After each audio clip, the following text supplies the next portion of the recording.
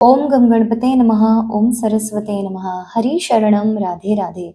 आज है पांपाकुशा एकादशी और आज हम जानेंगे इस एकादशी की कथा के बारे में। इससे पहले अगर आप इस चैनल पर नए हैं तो इसे सब्सक्राइब जरूर कर लें और वीडियो पसंद आ रहा है तो इसे लाइक और शेयर जरूर करें। तो आइए बिना किसी देरी के इस कथा को शुरू करते हैं।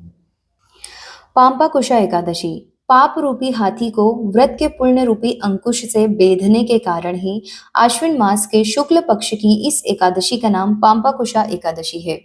इस दिन पद्मनाभ भगवान विष्णु की भक्ति से पूजा करके ब्राह्मणों को उत्तम दान एवं दक्षिणा देनी चाहिए। जनहितकारी निर्माण कार्यों यथा मंदिर, धर्मशाला, तालाब, प्याऊ, कुएं, बाग आदि बनवाने के कार्य आरंभ करने के लिए पांपाकुशा एकादशी एक उत्तम मुहूर्त है। युधिष्ठिर ने आदरपूर्वक श्री कृष्ण को भगवान को नमन करके कहा कि हे जनार्दन, आश्विन शुक्ला एकादशी का क्या नाम है? अब आप कृपा करके इसके व्रत की विधि और उसका फल कहिए।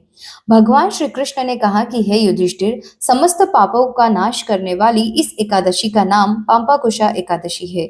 इस दिन मनुष्य को विधि पूर्वक भगवान पद्मनाभ की पूजा करनी चाहिए। यह एकादशी मनुष्य को मनवांछित फल देकर स्वर्ग प्राप्त कराने वाली है। मनुष्य को बहुत दिनों तक कठोर तपस्या करने से जो फल मिलता है, वह फल भगवान गरुड़ ध्वज को नमस्कार करने से प्राप्त हो जाता है।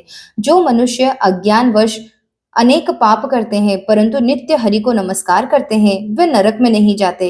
विष्णु के नाम के कीर्तन मात्र से संसार के सब तीर्थों के पुण्य का फल मिल जाता है।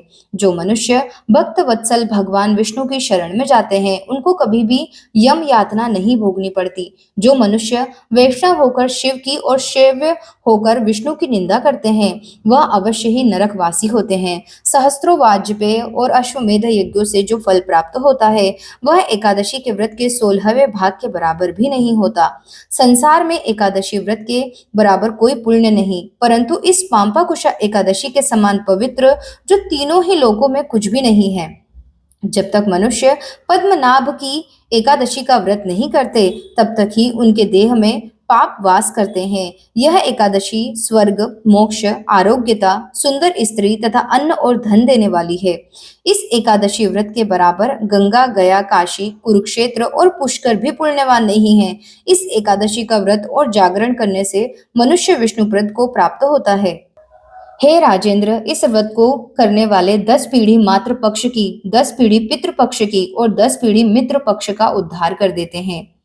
वे स्वयं भी दिव्य देह धारण कर चतुर्भुज रूप को हो पीतांबर पहन और हाथ में माला लेकर गरुड़ पर चढ़कर विष्णु लोक को जाते हैं। हे राजन, इस व्रत को करने से पापी मनुष्य भी दुर्गति को प्राप्त ना होकर सद्गति को प्राप्त होता है। आश्विन मास की शुक्ल पक्ष की इस पांपाकुशा एकादशी का जो व्रत करते हैं, वे अंत समय में हरिलोक को प्राप्त होते हैं तथा समस्त पापों से मुक्त हो जाते हैं। सोना, तिल, भूमि, गो, अन्न, जल, छतरी तथा जूती दान करने से मनुष्य यमराज को नहीं देखता। जो मनुष्य पूर्ण कर्म और एकादशियों के व्रत किए बिना जीवन के दिन व्यतीत करता है, वह लुहार की भट्टी की तरह श्वास लेता हुआ भी निर्जीव के समान ही है। निर्धन मनुष्य को भी अपनी शक्ति के अनुसार दान करना चाहिए तथा धन वालों को सरोवर, बाग, धर्मशाला, गौ सदन, मकान आदि बनवाकर दान करने चाहिए। ऐसे मनुष्य को यम का द्वार नहीं देखना पड़ता तथा संसार में दीर्घायु, धनाढ़, कुलीन और रोग रहित रहते हैं। सारांश यह है कि धर्म से सद्गति तथा अधर्म से दुर्गति प्राप्त होती है, इसमें कोई संदेह नहीं है। हे राजन, जो आपने मुझसे पूछा वह सब मैंने आपको सुनाया। अब और क्या सुनने की इच्छा है सो कहो। तो ये थी पांपाकुशा एकादशी व्रत कथा। आशा करती हूँ कि आपको पसंद आई होगी। ऐसी ही और रोचक कथाओं के लिए सब्सक्राइब करें हमारा चैनल अध्यात्म पर्व। राधे राधे।